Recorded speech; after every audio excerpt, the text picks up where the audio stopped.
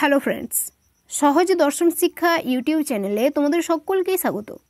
আজকের এই ছোট্ট ক্লাসটি উচ্চ মাধ্যমিকের ছাত্রছাত্রীদের জন্য খুবই গুরুত্বপূর্ণ হতে চলেছে, কারণ আজকের ক্লাসে আমি তোমাদের জন্য নিয়ে এসেছি তোমাদের বাংলার যে ভাষা ও শিল্প সাহিত্য সংস্কৃতির ইতিহাস রয়েছে সেখান থেকে যে সকল এসএকিউগুলো সবচেয়ে বেশি গুরুত্বপূর্ণ তার একটা বাছাই করা লিস্ট। তোমরা একথা মনে রাখবে যে এখানে দেওয়া প্রত্যেকটা প্রশ্নোত্তরই কিন্তু তোমাদের পরীক্ষার জন্য খুবই গুরুত্বপূর্ণ। এই প্রশ্নগুলো অবশ্যই তোমরা যত্ন সহকারে রিভিশন করে নাও। তো দেখে নাও প্রথম প্রশ্ন, সংক্ষেপিত পদ বা ক্লিপিংস কি?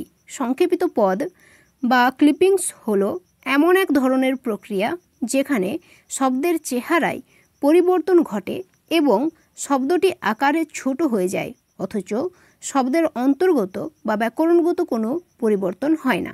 ঠিক যেমন ছোট কাকা, এটাকে কি বলা হয়? ছোটকা। Aeroplane, plane.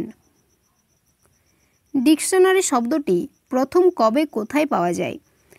1538 সালে ইংরেজি ডিকশনারি শব্দটি পাওয়া যায় স্যার থমাস এলিয়েটের ল্যাটিন ইংরেজি অভিধানে। সমাজ ভাষাবিজ্ঞানের সংজ্ঞা দাও। ভাষা কিভাবে সমাজে কাজ করে এবং সমাজ কিভাবে ভাষার উপর প্রভাব বিস্তার করে? ভাষাবিজ্ঞানের যে শাখাটি এই নিয়ে চর্চা করে তাকেই বলা হয় সমাজ ভাষাবিজ্ঞান।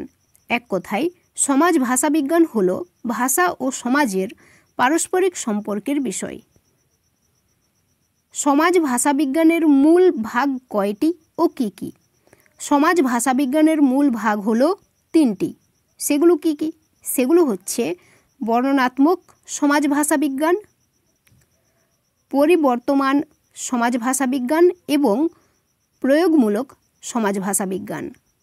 দেখো, এখান থেকে যে অন্যান্য ভাষাবিজ্ঞানের সংজ্ঞাগুলো রয়েছে তোমরা সেগুলো একটুখানি পড়ে নিও, কারণ পরীক্ষায় তোমাদের পুরনো একটা সালে এই প্রশ্নটা এসেছে যে সমাজ ভাষাবিজ্ঞানের সংজ্ঞা দাও। তাহলে বুঝতেই পারছো যে অন্যান্যগুলো থেকেও কিন্তু প্রশ্ন আসতে পারে। সেগুলো কি কি? সেগুলো হচ্ছে তুলনামূলক ভাষাবিজ্ঞান কাকে বলে, ঐতিহাসিক ভাষাবিজ্ঞান কি, বর্ণনামূলক ভাষাবিজ্ঞান বলতে কি বোঝায়, মনোভাষাবিজ্ঞান কি, নৃভাষাবিজ্ঞান কি এবং স্নায়ু ভাষাবিজ্ঞান কি। ঠিক আছে। শ্বাসাঘাত কাকে বলে?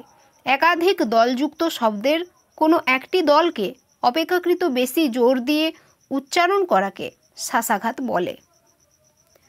যুগ্মধ্বনি কত প্রকারের ও কি কি? ব্যঞ্জনধ্বনির সঙ্গে ব্যঞ্জনধ্বনির সমাবেশে 2 ধরনের যুগ্মধ্বনি তৈরি হয়, অর্থাৎ যুগ্মধ্বনি 2 প্রকারের। সেগুলো কি কি?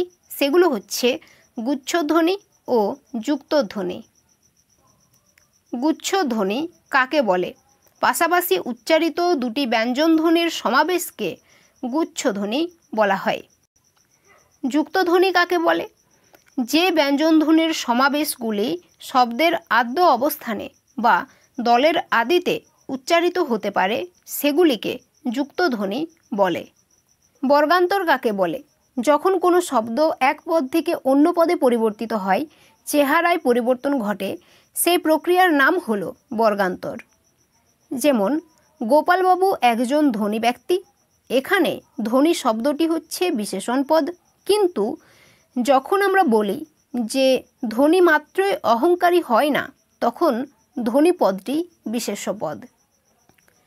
থিসরাস কাকে বলে?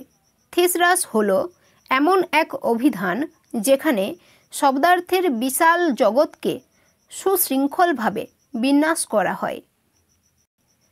থিসরাস এর ব্যুৎপত্তিগত অর্থ কি? থিসরাস এর ব্যুৎপত্তিগত অর্থ হলো রত্নাগার। প্রয়োগ তত্ত্ব কাকে বলে? যে তত্ত্বে সমাজের বিভিন্ন ক্ষেত্রে ভাষার ব্যবহার ভাষার অর্থের ওপর যে প্রভাব ফেলে তার আলোচনা করা হয় তাকে বলা হয় প্রয়োগ তত্ত্ব। শৈলী বিজ্ঞান কাকে বলে? মানুষের মনের ভাব প্রকাশিত হয় ভাষার মাধ্যমে, আর এই ভাষার মাধ্যমে বলতে বোঝায় ভাষার বিশিষ্টতা।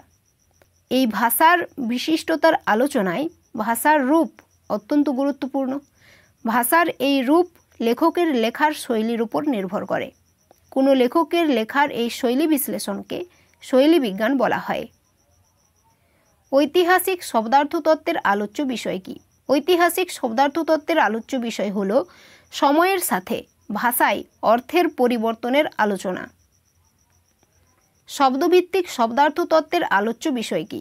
শব্দভিত্তিক শব্দার্থ তত্ত্বের আলোচ্য বিষয় হল স্বতন্ত্র শব্দগুলির অর্থের বিশ্লেষণ এবং এক শব্দের সঙ্গে অপর শব্দের অর্থভিত্তিক সম্পর্ক। মুন্ডমাল শব্দ কাকে বলে? একটি শব্দগুচ্ছের প্রত্যেকটি শব্দের শুধুমাত্র প্রথম ধ্বনিগুলির সমাবেশ ঘটিয়ে যখন একটি শব্দ তৈরি করা হয় তখন তাকে বলা হয় মুন্ডমাল শব্দ। একে অ্যাক্রোনিমও বলা হয়, ঠিক যেমন ভিআইপি। ভিআইপি আমরা কেন বলে থাকি? ভ্যারি ইম্পর্ট্যান্ট পার্সন, একে বোঝানোর জন্য।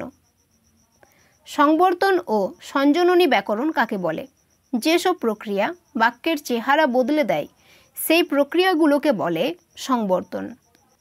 এবং সমস্ত বাক্য কিভাবে সঞ্জাত হয় তার খবর যে ব্যাকরণ দেয় তাকে বলা হয় সঞ্জননী ব্যাকরণ। ধ্বনিমূলের অবস্থান বলতে কি বোঝায়? ধ্বনিমূলের অবস্থান বলতে বোঝায় একটি ধ্বনি মূল শব্দে কোন কোন অংশে ও কোন কোন ধ্বনি প্রতিবেশে উচ্চারিত হতে পারে তার খবর। যুক্ত ধ্বনি কাকে বলে? যে ব্যঞ্জনধ্বনির সমাবেশগুলি শব্দের আদ্য অবস্থানে বা দলের আদিতে উচ্চারিত হতে পারে সেগুলিকে যুক্ত ধ্বনি বলে। অবিভাজ্য ধ্বনি কাকে বলে? ভাষায় কিছু ধ্বনি উপাদান থাকে যেগুলিকে কৃত্রিমভাবে খণ্ডন করা যায় না, কারণ এই উপাদানগুলি কোনো বিভাজ্য ধ্বনির অংশ নয়, বরং এগুলি একাধিক খণ্ড ধ্বনি জুড়ে অবস্থান করে। এগুলিকেই বলা হয় অবিভাজ্য ধ্বনি। একভাষিক ও দ্বিভাষিক অভিধান কাকে বলে? অভিধান বিভিন্ন প্রকারের হলেও তাদের মধ্য থেকে একভাষিক অভিধান ও দ্বিভাষিক অভিধান অতি পরিচিত। একভাষিক অভিধান কাকে বলে? যেখানে এক ভাষার শব্দকে সেই ভাষাতেই ব্যাখ্যা করা হয়, তাই হলো একভাষিক অভিধান, ঠিক যেমন বাংলা থেকে বাংলা অথবা ইংরেজি থেকে ইংরেজি। অন্যদিকে দ্বিভাষিক অভিধান কাকে বলে? যখন এক ভাষার শব্দ অন্য ভাষায় ব্যাখ্যা করা হয় তখন তাকে বলা হয় দ্বিভাষিক অভিধান। এর একটা উদাহরণ তোমাদের যদি জানা থাকে তো অবশ্যই কমেন্টে লিখে জানিও। দেখা যাক তোমরা কে এই বিষয়গুলো খুঁটিয়ে খুঁটিয়ে পড়াশুনো করেছো। ইতিহাস ভিত্তিক অভিধান কাকে বলে? যখন কোনো অভিধানে একটি শব্দের প্রথম প্রচলনের সময় তার কী অর্থ ছিল, কিভাবে অর্থ বদল, গঠন, সাম্প্রতিক রূপ বা অর্থ কী এইসব থাকে, তখন তাকে ইতিহাস ভিত্তিক অভিধান বলা হয়। যেমন the shorter Oxford English dictionary. উপসর্গ কাকে বলে? উপসর্গ হলো শব্দের একেবারে শুরুতে বসা এক প্রকার অব্যয়। এই ধরনের অব্যয় পদের মানে বদলে দেয়। সো ফ্রেন্ডস, আজকের ক্লাসটি এখানেই শেষ। তোমার যদি ক্লাসটি ভালো লেগেছে তো অবশ্যই ক্লাসটিকে একটি লাইক দিও, চ্যানেলটিকে সাবস্ক্রাইব করে নিও, আর হ্যাঁ, তোমার যারা ফ্রেন্ডস রয়েছে তাদের সাথে ভিডিওটি অবশ্যই শেয়ার করো। থ্যাংক ইউ সো মাচ ক্লাসটি শেষ পর্যন্ত দেখার জন্য।